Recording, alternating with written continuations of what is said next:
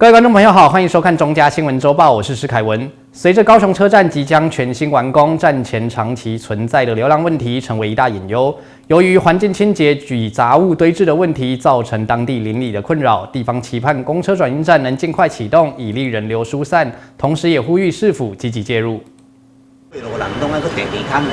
舀起一盆一盆的漂白水，不断的往地上洒去。即使做了简单消毒，空气中还是弥漫着难闻的气味。这是里长几乎每天都要做的清洁工作。因为街友的长期盘踞，导致水利便利的状况时常发生。而事发地点就在即将全新完工的高雄车站前，与新站体形成了强烈对比。非常的乱了，整个车站出口，对，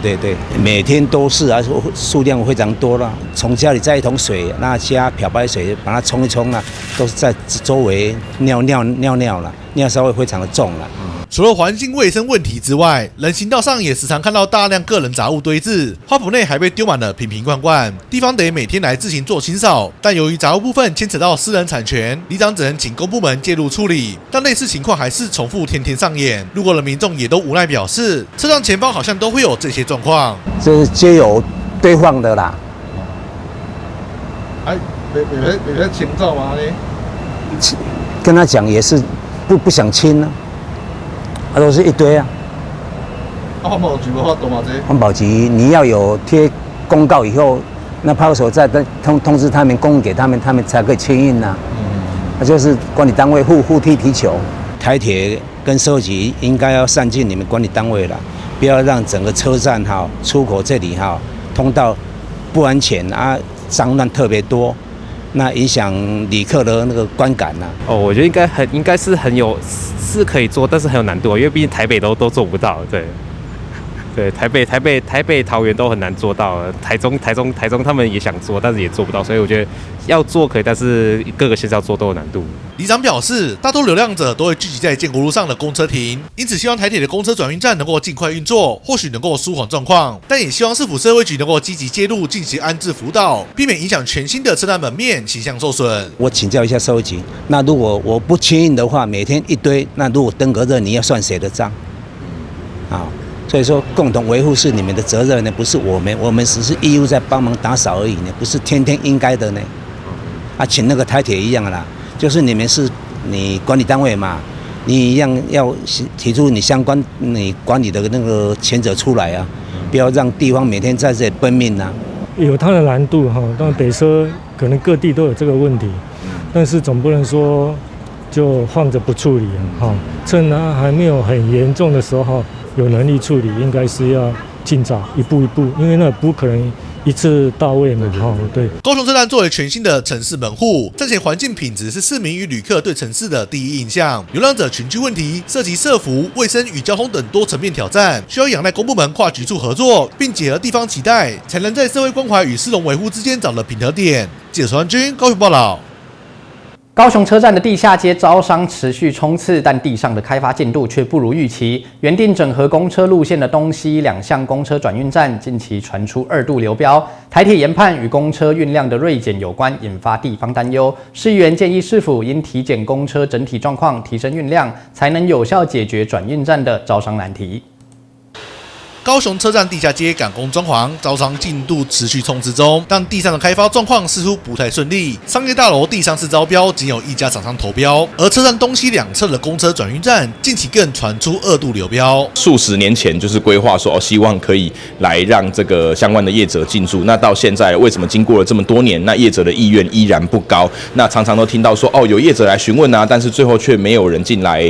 来投标，那就表示说它的诱因太低嘛。东西两侧的公车转运站原本预计整合车站周边公车路线，分成国道与市中客运，只不过两端的商业空间招商2度失利。台铁研判是因为近年公车运量锐减，才大大影响了厂商投标的意愿。未来将再度调整招标条件，预计明年1月进行3度招标。因为现在面临到大环境的问题，是整体的整个客运不管是国道还是市区公车的这些流量都有下滑的一个迹象。当然，国道客运是受到这个整个高铁这种南北向的运量，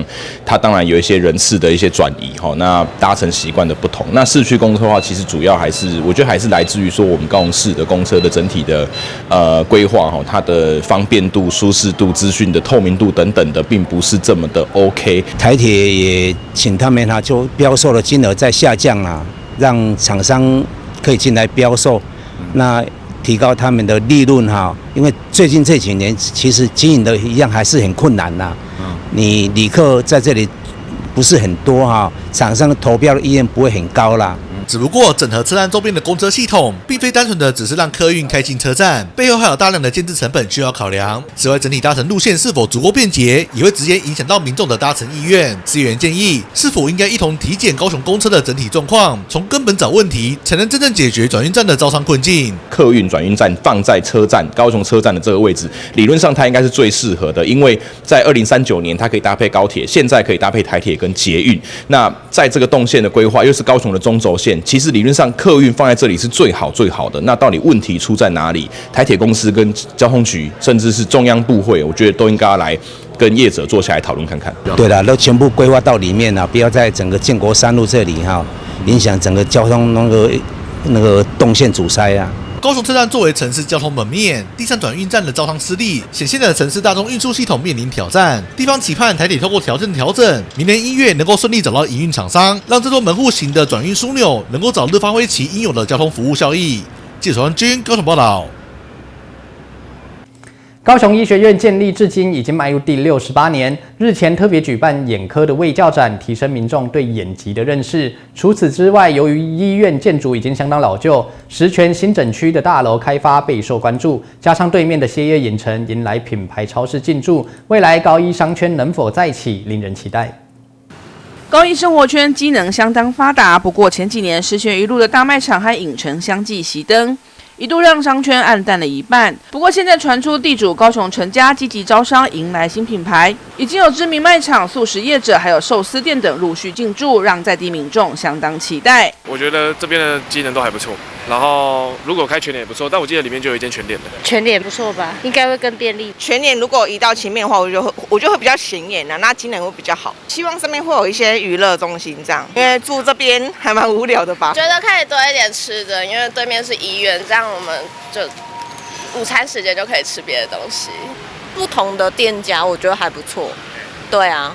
因为选择性多啊。倒数声中，卫教大使艺人郭子乾和高医副院长等人联手开场，为眼科的卫教展览展开序幕。高雄医学院建立至今已经迈入第68年，2日特别举办眼科卫教展，提升民众对眼疾的认识。不过，由于医院建筑已经老旧，因此石泉新整区大楼的开发也备受关注。医院在发展部分，除了最先进的医疗以外，事实上也很重要的就是更新所有的硬体及软体部分的一个设备以及我们的功能。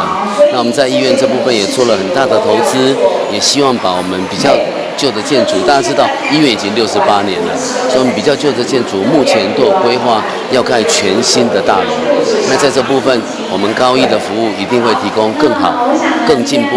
而且更舒适的环境给我们所有的朋友们，也期待我们成为这个南台湾最重要、最棒的一个医学中心。那我想，这除了是我们所有在这里面工作的医护人员福气以外，也应该是我们所有民众的福气。石泉一路上旧的大卖场和影城原本是陈氏家族的资产，高医进驻之后已经改建为石泉新整区。日前外墙也挂上新招牌，加上一旁歇业的影城迎来品牌超市入驻，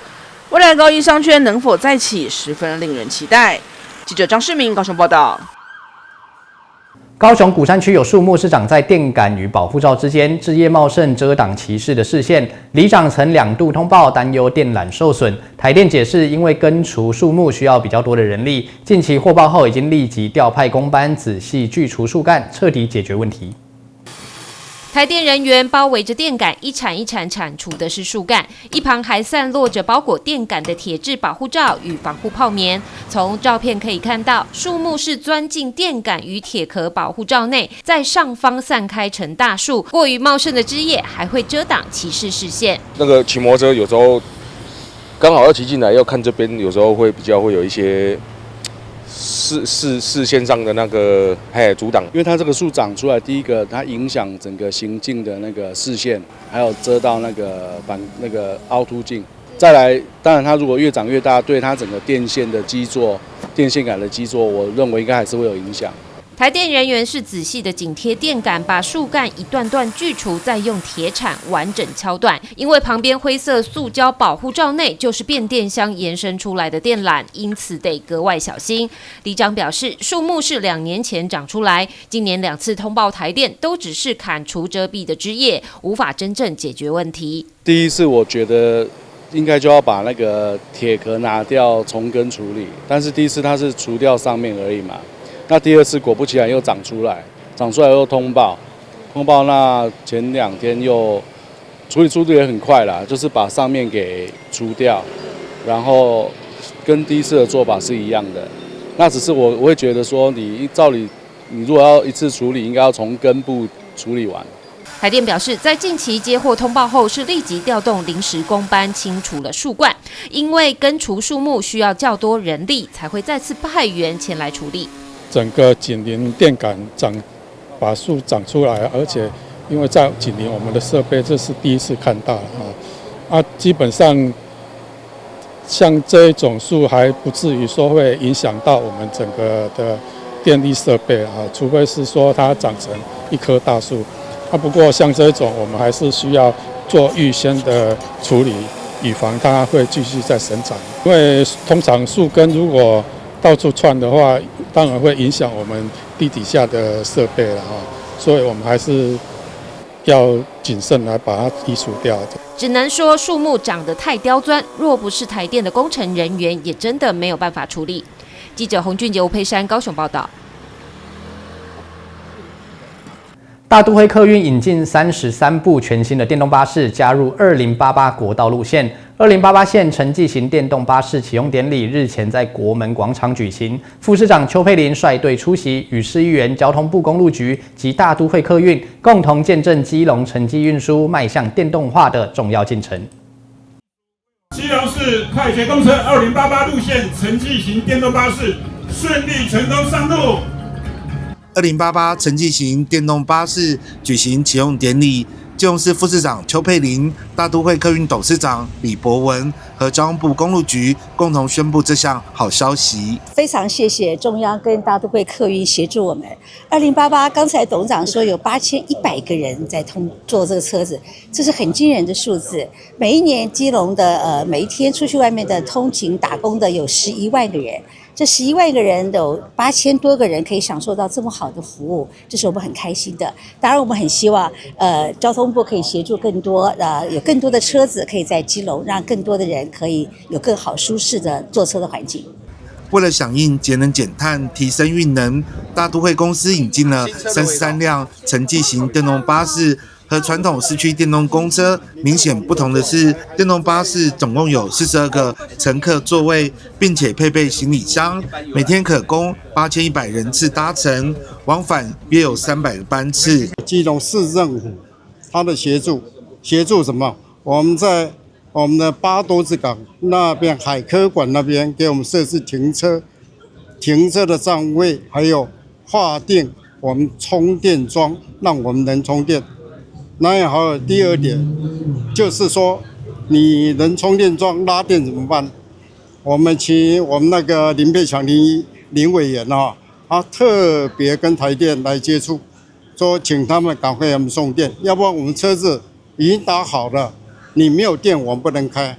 长期关心通勤族乘车的立委林佩祥出席启用典礼，期盼新的电动巴士能够提升运能，让通勤族早一点回家。电动公车不但环保，而且最重要的是说，电动公车的故障率相对比较低。那故障率低的话，表示说它的回转率会比较高，也就是说，可能每一部车子，假设说开个50趟会要维修一次，或者故障一次，可能就变成以后开个150趟才维修一次。那这样子对于公路上面运行的稳定度，跟我们所有乘客的安心跟舒适度都有极大的帮助。所以我今天看到2088这样子能够利用电动公车，当然我也希望未来我们不只是市区公车之外，国道客运也都是电动公车。这样一来的话，对我们未来大众运输工具的稳定度，对我们大众运输工具的顺畅度会有很显著的帮助。市政府全力配合中央2030年大客车全面电动化政策，2088线是第一条导入电动车款的国道路线，不仅可提升民众的通勤体验，也让城际运输兼具节能和减碳的效益。记者黄少明基隆报道。台北市的地标之一台北小巨蛋满20岁了，为了欢庆这重要的里程碑，市长蒋万安12月3号特别出席庆生会，不仅回顾台北小巨蛋承载的无数共同回忆，更亲自宣布多项超级优惠大礼，要全面回馈给所有的台北市民。请切蛋糕，祝福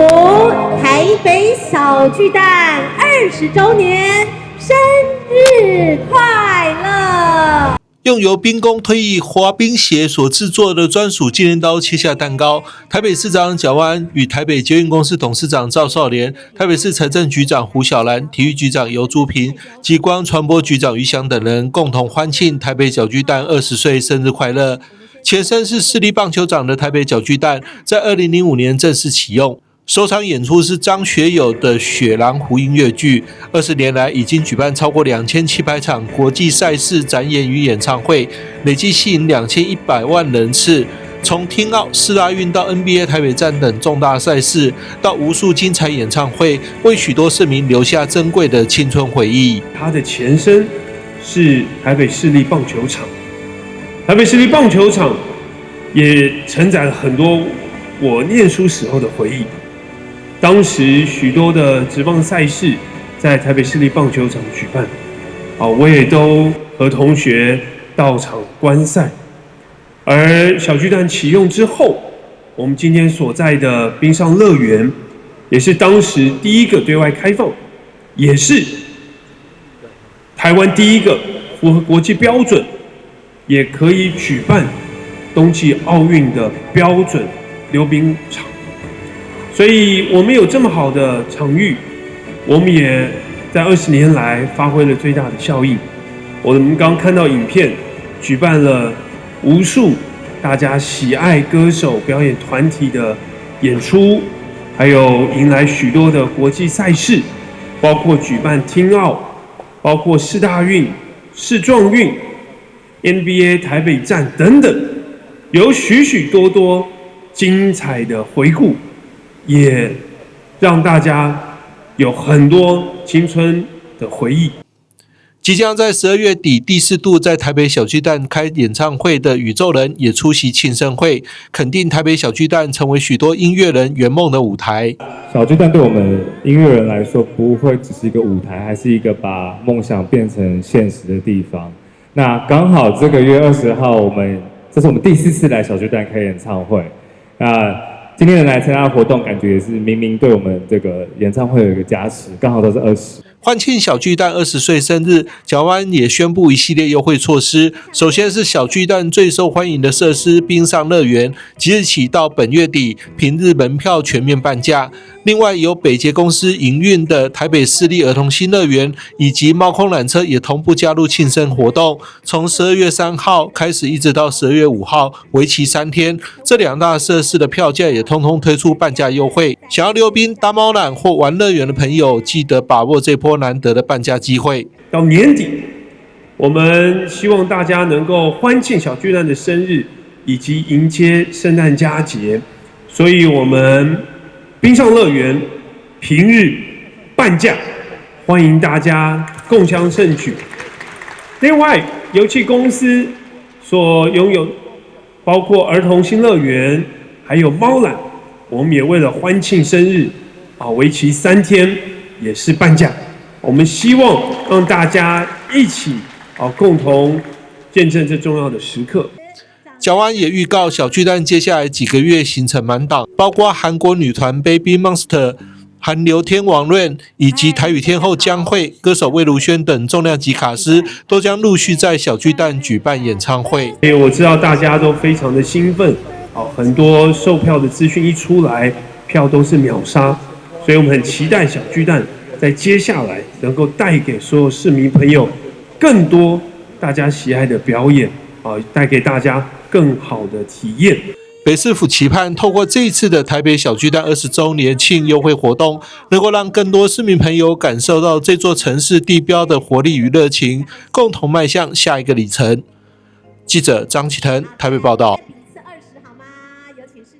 北台湾年末最强盛事2025基隆年终演唱会，12月20号晚上5点半将在国门广场磅礴登场。今年的卡司阵容超豪华，邀请金曲歌后徐佳莹、金曲歌王许富凯与人气的偶像齐聚，邀请市民与游客来感受基隆的活力与温暖。我说你的泪，我的天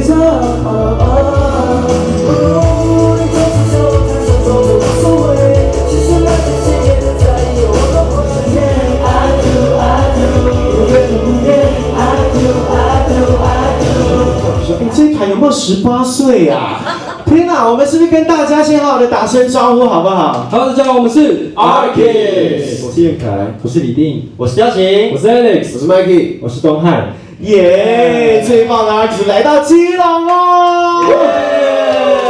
将迎来成军1周年的超人气男团 Arcus 将在12月20号的基隆年终演唱会与大家欢度岁末。副市长邱佩玲跟文冠局局长江婷梅说，今年年终演唱会卡司阵容超豪华，邀请金曲歌后徐佳莹、金曲歌王许富凯与众多人气偶像齐聚国门广场，希望借此打破基隆湿冷印象，带动城市观光动能。2025基隆年终演唱会潮声回港，徐佳莹、大棒团、许富凯、芒果酱、冰球乐团、柯有伦、幻蓝小熊、Arcus 巨蛋级卡司要和你一起嗨翻港湾，迎接岁末。12月20号，基隆年终演唱会，跟着我们吃美食，一起听音乐，体验基隆的港都浪漫。基隆2025年终演唱会，12月20号，基隆国门广场。12月20号是北台湾的第一场跨年的晚会。我们希望带动整个音乐的感觉。刚才现场也看到了，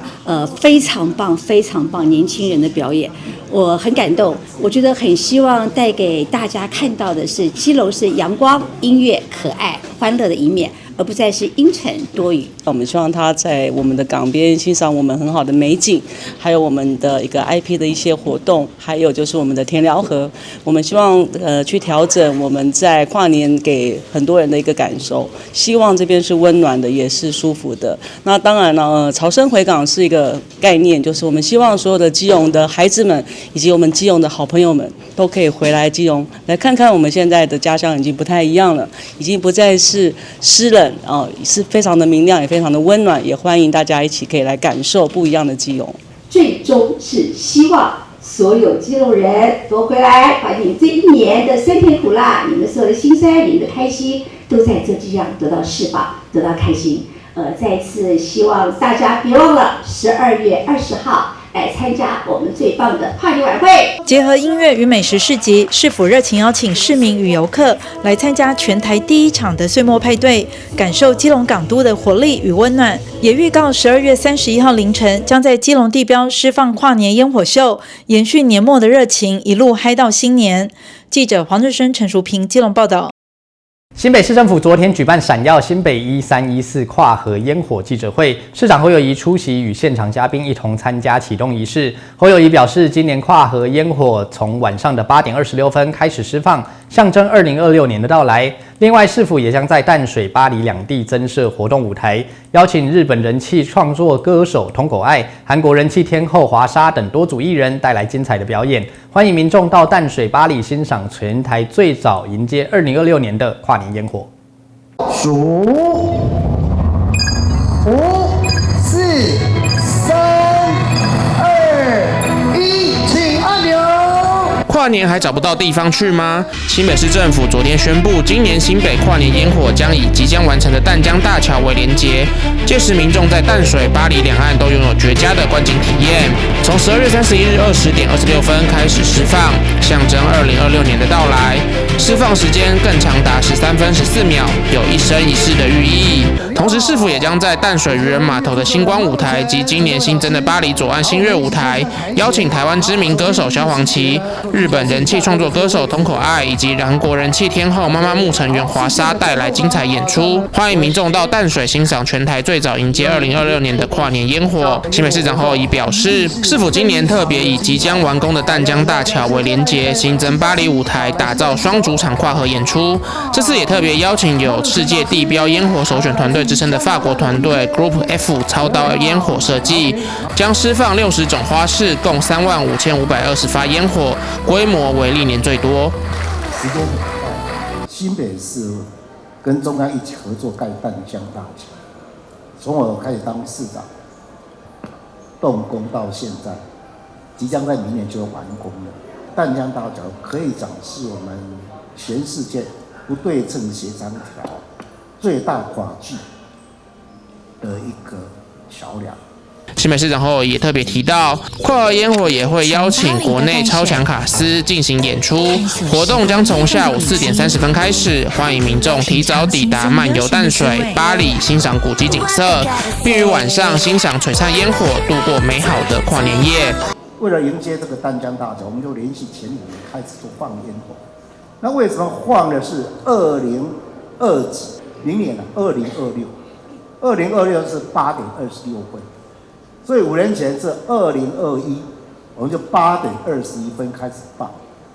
那要放多久？一生一世，想念这个。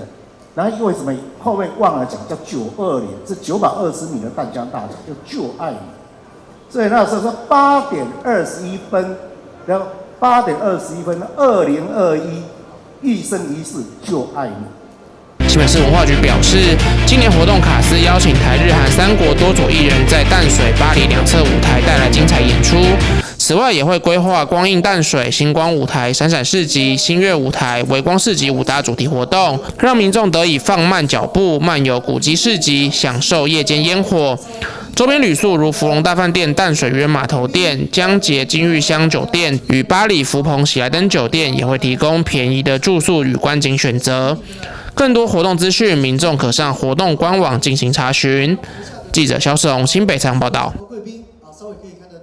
2025世界旗袍皇后国际大赛总决赛在台南登场，来自全球15个国家35名的佳丽齐聚一堂。主办单位表示，本届的赛事不仅展现东方服饰文化的优雅，更是一场歌颂女性的勇气、智慧与力量的新年飨宴。是如此的高贵，是如此的美丽。我觉得，在这个旗袍的背后，每个人都有一段不为人知的故事。每位佳丽身穿白色旗袍，在伸展台上走秀。为了推广旗袍文化，2025年世界旗袍皇后国际大赛总决赛以无畏之光为主题，鼓励不同年龄和背景的女性穿上具有东方美的旗袍，展现女性的自信和优雅。我们每一个人曾经都是爸爸、父母手中高高举在头上的公主，可是因为婚姻、因为家庭、因为事业，忘记了我们也是一个可人、善待人妻的一个有皇冠的一个女性。我们选美大赛呢，我们选的是由心、由内到外的一个美。这回有来自台湾、马来西亚、日本、泰国、菲律宾、越南、新加坡等15个国家的佳丽齐聚台南。在总决赛登场之前，佳丽们更完成了为期6天5夜的专业培训课程，内容涵盖仪态训练、舞台表现、美学修养与公益实践等主题。这不仅是外在形象的磨练，更是一场心灵的淬炼，希望成为散播正能量的女性榜样。自信、优雅、美丽、勇于挑战台南的小吃还有文化，所以我觉得很棒。我的7个选手都觉得很开心，我带了7个国家不同的国家过来参赛。我们把这次的盛事带来到我们的故乡，然后当然是政府啦、各单位，然后包括我们的团队，大家都很棒。我也担任这个大会的大使，希望这个美和这个艺术都能够结合在一起。走过岁月的历练，奉献给家庭的女性，选择站上舞台乘风破浪，以优雅姿态与真诚笑容，角逐新一届旗袍文化的最佳代言人。记者邵怀谈的报道。2025中兆镇文学奖离散几何，周末举办颁奖典礼。今年的征件比赛迈入第11届，长篇小说由长河记忆获奖，描述新屋客家人的外公早年出走发展，历经8年抗战动荡起伏的人生旅程。其实有的时候希望有个人对我说。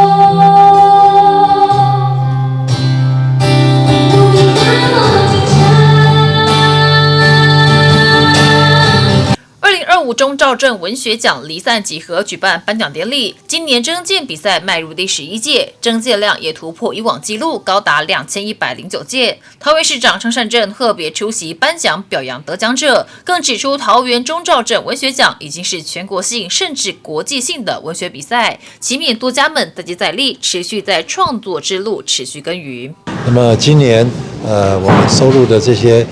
征件的作品。突破了去年1800件，今年达到2100件，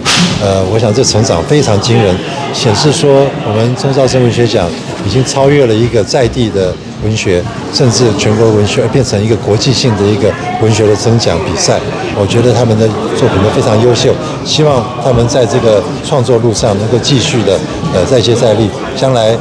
用这个中兆镇文学奖的光环，让他们能够更进步。今年的长篇小说首奖是由范奇珍的《长河记忆》获奖，内容描述他的外公早年凭借着乡雅手艺到南洋发展后，历经8年抗战战争动荡起伏的人生旅程。他除了感谢得奖，也觉得市府举办中兆镇文学奖，可以让在地作家创作家乡的小说，非常有意义。我的作品主轴就是描写我们外公那个年代，就是在殖民时代，一直到他们到海外去，到南洋去奋斗。那外公靠着一技之长，然后一生奋斗这样子。那从南洋回来，然后遇到8年的战争，在战争底下的生活的描述，还有一直到战后这样子。我觉得其实我的小说也是酝酿很久，那就是说我们以在地的书写，然后以在地的文化来做主轴，我觉得很能够表扬，就是说发挥出我们在地人，然后写这个小说的这个一脉的这个相承，这样子，我觉得很好。2025中兆镇文学奖开设长篇小说、短篇小说、报道文学、新诗、童话、散文等6大征文类别，不限国籍，不限主题，总奖金高达300万元，吸引来自世界各地的投稿者。文化局期盼桃园中兆镇文学奖逐渐迈向国际化，成为跨越国界、种族、性别的文学盛大舞台。记者赖伟一报道。合同蒋勋书房众生平安，皆大欢喜，在台南水交社文化园区展出。除了让观者感受佛学与美学交织的感受，更结合 AI 与画作里的猫咪进行可爱的互动体验，十分疗愈精彩。墙上橘色猫咪纵身一跃，跑到隔壁叫白猫出来玩，还可以拿着大只的逗猫棒，瞬间就有好多白猫跑出来，连衣服上的猫也可以跳出来。合同蒋勋书房最新一档的展览，聚焦平安与喜悦，在视觉艺术上大玩 AI 科技。请跟 AI 下指令，你想请猫咪成群的陪伴你，也非常的好；成群的跟你奔跑也非常的好，试试看，成为你自己独一无二的影片。菩萨的膝盖上有猫趴在上面睡觉，有一尊菩萨肩膀和手臂上都站着一只鸟。蒋勋有感于这几年风雨大了点，灾难也多了一点，众生有一点不平安，因此决定以《金刚经》中最后的祝福皆大欢喜作为展览核心。众生并不只是人，你把人的地位放得太凸显，最后其实就是压迫了众生。希望回到一个印度的古老哲学，希望提供大家对天上飞的鸟、地上的猫狗都能够有一种祝福。在风灾的过程当中，我们知道灾后复健是需要时间，但是人心的所谓的安定的这个力量，其实更为重要，它需要被陪伴。云门舞集创办人林怀民也特别来观赏艺术家的创作，一系列疗愈人心的猫主题油画，以精工形式展现猫的灵动神情，让人看了都相当疗愈。水交社园区更呼应主题，推出猫咪文创小屋，欢迎猫奴们来看艺术与佛学哲理的交织。记者宋怀谈的报道。迎接圣诞，台南大圆柏在各界捐赠与赞助下，已经连续17年举办爱分享圣诞公益点灯，邀请市长黄伟哲和各界的嘉宾共同点亮15米高的圣诞树。会中也赠送台南市北门、七股、将军等区150位学童的球鞋、书包等礼物，让他们提前感受圣诞欢乐的气氛，更希望为偏乡的学童点燃希望，为台南带来温暖。圣诞节不只是纪念耶稣基督的诞生，也是一个充满爱和感恩的庆典。所以台南大远东百货持续与爱分享来举办圣诞公益点灯。12月1号，百货广场除了有光华高中幼保科学生装扮成50位圣诞美女来发送糖果，也邀请学生进行精彩的小提琴演奏、英语歌谣以及盛大的圣诞合唱等一连串表演。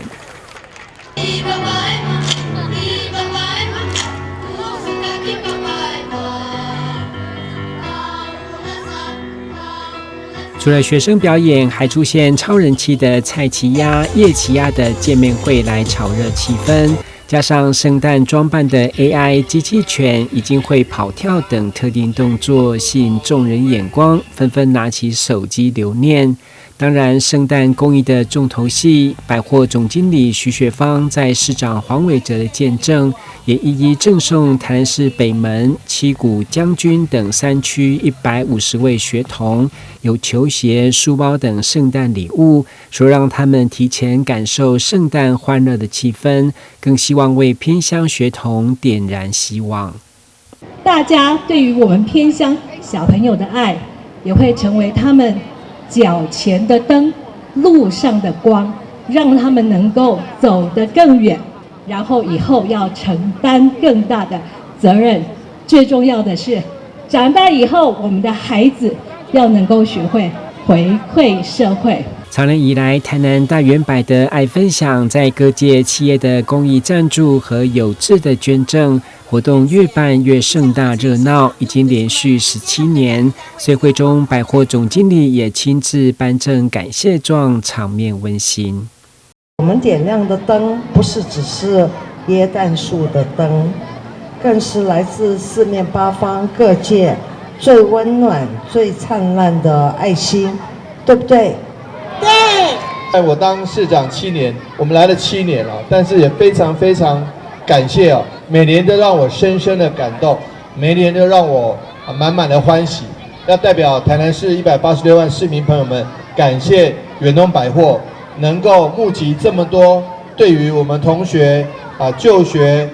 生活以及在学校运动非常有帮助的。5、4、3、2、1，气势如虹，圣诞快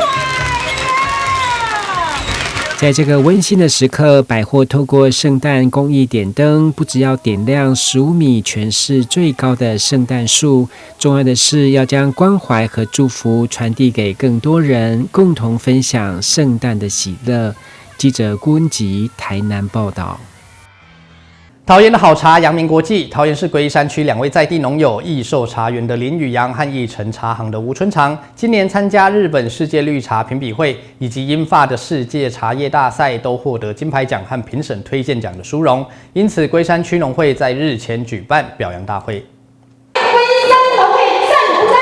桃园好茶，阳明国际。桃园市龟山区2位在地农友，益寿茶园的林宇阳和益成茶行的吴春长，今年分别在日本、英国和法国多项国际级茶叶评鉴比赛中，勇夺金赏、金牌等5项大奖，不仅替地方争光，也让世界再度看见台湾茶的深厚底蕴。因此，龟山区农会也在日前举办表扬大会，肯定2位茶农多年来的坚持和成就。龟山区农会理事长刘朝全表示，2人人皆拥有30-40年的制茶经验，秉持初心，要求品质来制作好茶，身先士卒做后辈们的表率。未来农会将持续向市府争取经费和资源，协助茶农在产业升级跟市场拓展上更上一层楼。我们农友都非常用心，他们制茶都有40年、30年以上的历史，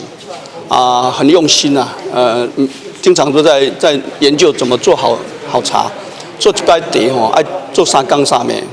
非常辛苦。农会我们都非常重视我们的茶叶，我们每年都有编预算给这些茶农。农友吴春长今年首度进军世界赛，就夺下日本世界绿茶评比会金赏以及法国世界茶叶大赛绿茶金牌，让他十分意外，也非常荣幸。其中在法国，他是以新鲜柚子花融合茶叶所制作出的柚香绿茶去参赛，获得肯定，也让他对自己的研发更有信心。未来会持续精进自己，让台湾茶在世界舞台展现更多可能。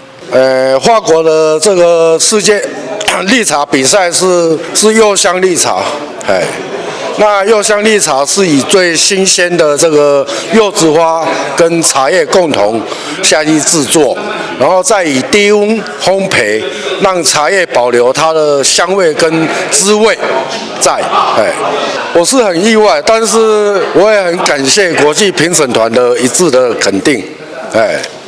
那后续我会再继续加油努力。去年就勇夺日本世界绿茶评比会最高金赏的农友林宇阳，今年再度以东方美人茶跟绿茶参加日本跟英国世界茶叶大赛，并都顺利拿下金牌跟评审推荐奖的殊荣。他表示，参加国际赛的目的就是希望让世界看见台湾茶的独特优势，尤其欧洲比赛的评审们甚至会亲自到茶园审茶，展现对高品质的要求。他也承诺明年将会带着更好的茶叶，再度挑战世界级赛事，为台湾茶写下新的一页。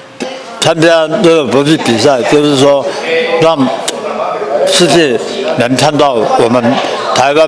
平地茶的优势。他们是世界各地的茶农的比赛，譬如说我们日本比赛，还有大陆的有斯里兰卡，有东南亚所有的茶产区一起来比赛，所以说我们。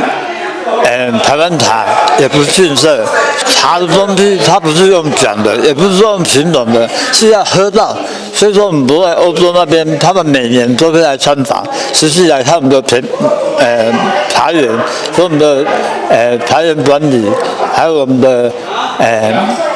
制作的场地是不是符合他们的标准？他们是非常严厉的，白茶一定要3年之后才能参赛嘛，因为。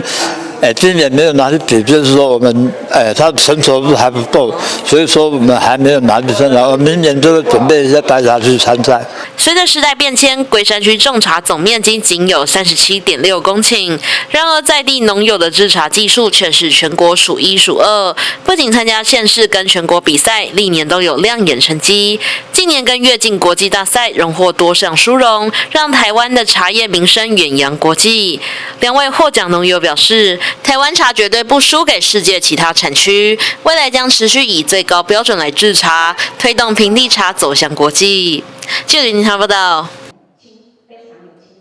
记录疫情，呈现世代记忆。2025台湾陶艺奖登场，今年的创作奖首奖由艺术家高承祥夺下。他以千手观音诠释疫情期间人与人疏离、情绪低落的社会氛围。评审团肯定作品的时代性与象征意义，也展现艺术回应现实生活的力量。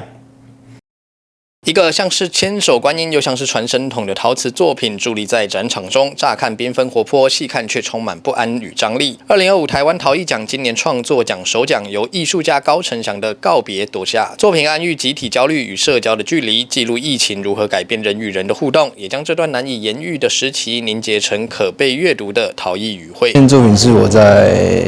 日本新的陶艺之神驻村时候的作品，那时候就是刚好算是疫情结束后，所以在思考要怎么记录疫情后的时代的一个状态这样子。然后当时就去参访很多神社，日本神社，然后有一间神社在京都，然后它其实是有近100来尊的千手观音的形象。然后那时候想说要怎么结合这个形象，因为千手观音的形象对我来讲，每只手有某一种功能性在。OK。然后我在想说，那疫情后我要怎么去记录这个状态？所以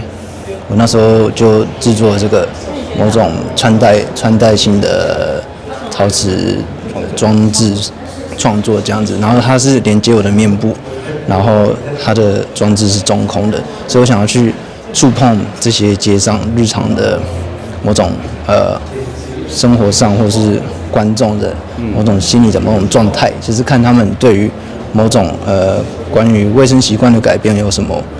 差异性。那当这个疫情时代结束后，又是怎么样去回馈去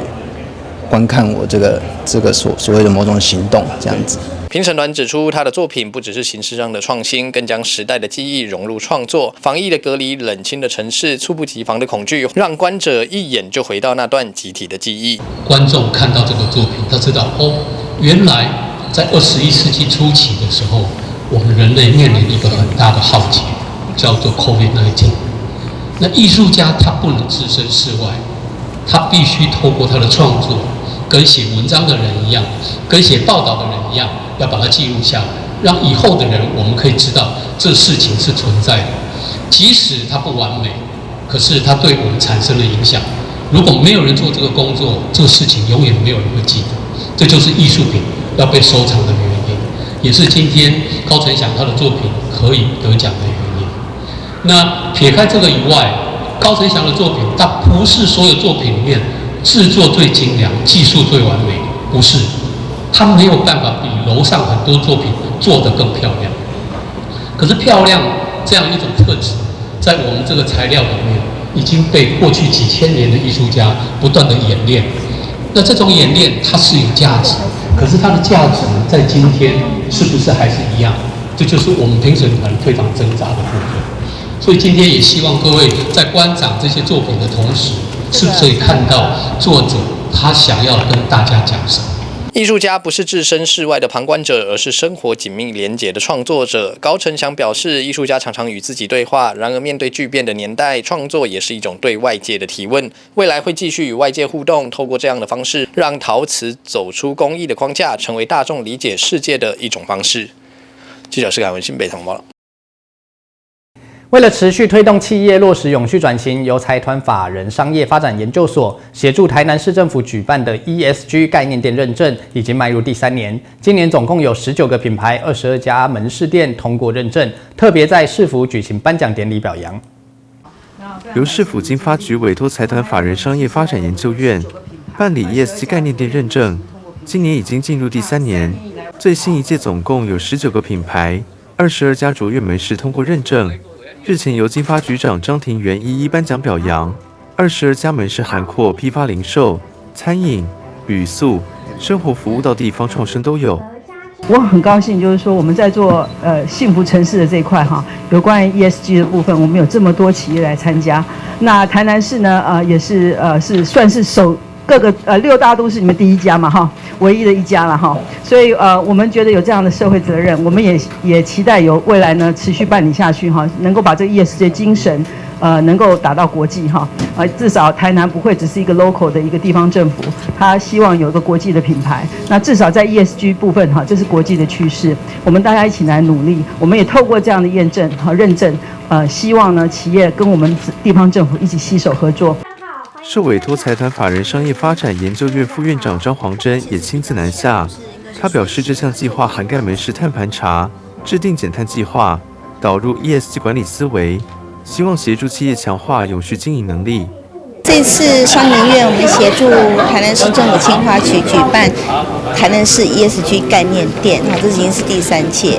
那这次呢，一共有19个品牌、22家店面来参加。那每一家的店面，我们都会协助他们进行碳盘查，还有进行所谓的那个减碳蓝图的规划。那另外就是去协助他们很聚焦在他们的营业里面呢，去看看符合 SDGs 17项哪几项。那最少有5项，有的店家最多的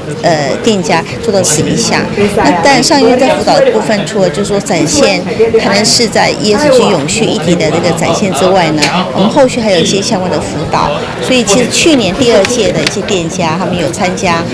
经济部商业署的一个南部创新计划，那我们协助他们去做，所以包括他们都有非常好的一个创新的一些商业模式跟获利。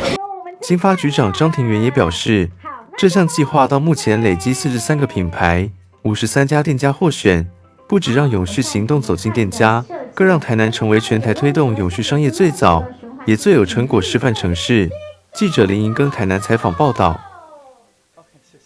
知名的川菜品牌正式进驻台南大圆柏，为了喜欢麻辣鲜香口味的朋友提供一个用餐的新选择，餐饮集团更与人气动漫合作，推出联名经典菜色大魔术熊猫豆腐，让饕客在享用美味的同时，也能感受满满的有趣。人气餐饮开饭川食堂正式进驻台南大圆柏6楼，占地90坪，共有140个座位。不仅是品牌在台南的第3家店，也是集团全台第94间门市的重要布点。庆祝开幕，开饭成功店特别推出好礼3重送的活动。开幕期间的话，我们有3个主要的开幕活动。那首先呢是目前前来消费的话，打卡的话，我们会赠送我们的仙草奶冻。那在12月14号前呢，加入我们的会员也会赠送1张美滋乐弄鸡的兑换券。那来门市消费、内用消费的话，也会赠送1张催泪弹的优惠券。舒适宽敞的用餐环境，充满麻辣鲜香的菜色，吸引许多喜爱川味的饕客上门尝鲜，像是回甘酸菜鱼、口水鸡、梅干咸烧白等各道川味菜肴都是必点的菜色，让人一口接一口停不下来。像我们最著名的就是我们的流口水鸡，它是搭配我们特制的胡麻酱，淋上盐焗鸡之后是非常下饭的一道料理。那像是经典的四川的麻婆烧豆腐，也是吃辣的客人很喜欢的。那也有现在近几年非常流行的回甘酸菜鱼，那搭配的 Q 弹的乌里鱼片，那也是非常深受大众喜爱的一道料理。那甚至我们也有不辣的菜色，像是我们的梅干咸烧白，像是我们的梅滋乐弄鸡，那甚至针对小朋友也很喜欢的虾扯蛋，甚至是蟹黄烧豆腐，这些都是我们的一些老少咸宜的菜色。不只是美味，开饭川食堂也结合时趣，特别与人气动漫《厨神小当家》联名推出经典菜色大魔术熊猫豆腐，致敬漫画中出现过的料理。台南新闻张硕维采访报道。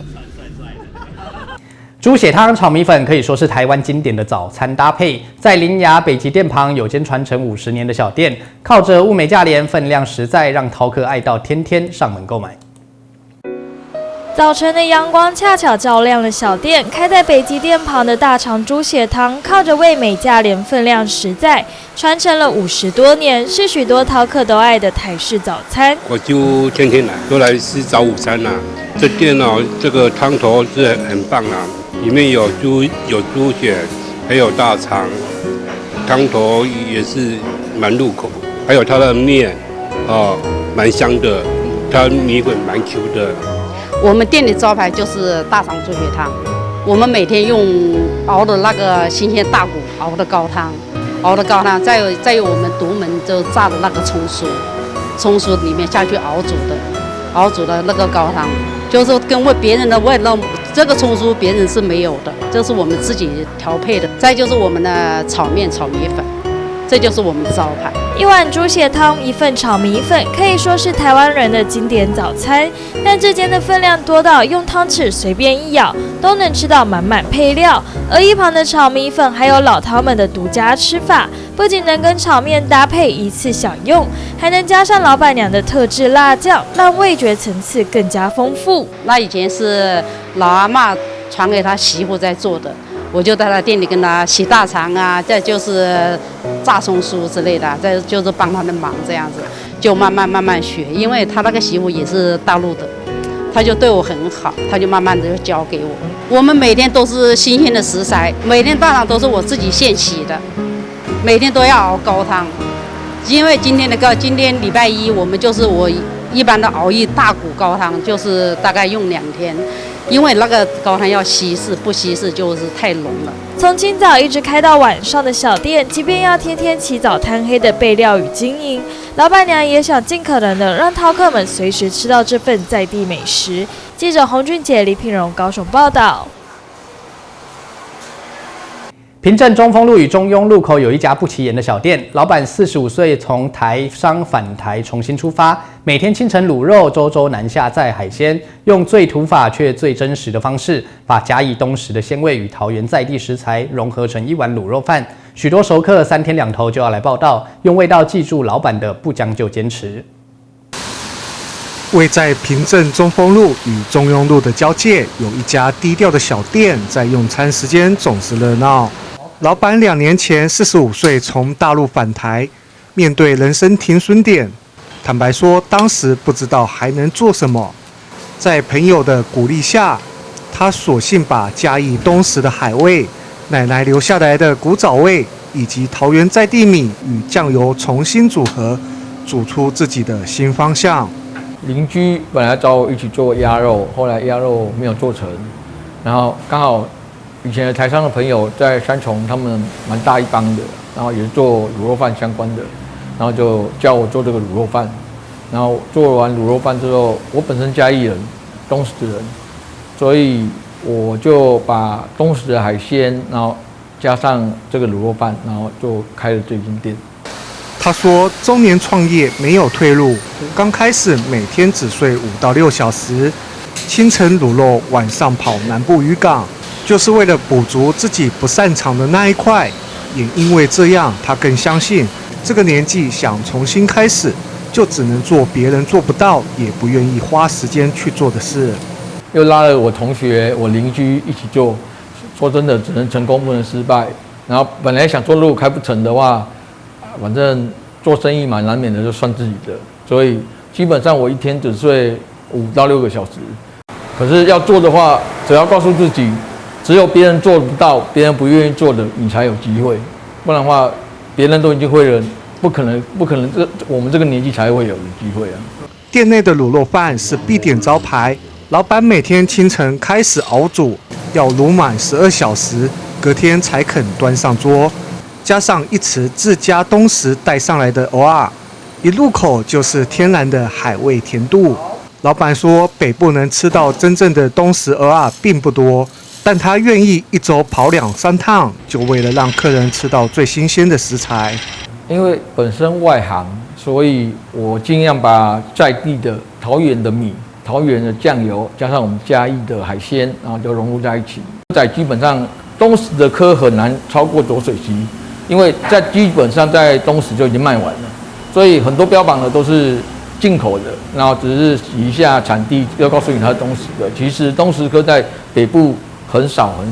然后这个科是我们家族自己生产的，所以基本上我放上去就变我们招牌。在北部这种价位、这种鲜度，应该只有我们做得到。另一碗虱目鱼汤也藏着家传的坚持，汤头不用味精，而是用3公斤的鱼骨和40-50尾鱼肉慢慢熬煮出来。这是老板的奶奶留下来的原则，让许多客人第一次喝就记住这份简单又甜美的鲜味。在地熟客3天2头就来报到，有人固定点卤肉饭加鱼汤，也有人特别爱他的麻婆豆腐饭，加上老板每日亲手制作的卤味与辣椒酱，让人每天进门都有期待。它的材料比较新鲜，因为它的蚵仔新鲜都是老板从嘉义东石载上来的。他1个礼拜去取货好几天，好1个礼拜大概有2到3天吧。然后鱼也是很新鲜，汤头很好，所以我喜欢来的原因。虽然店面不大，菜不浮夸，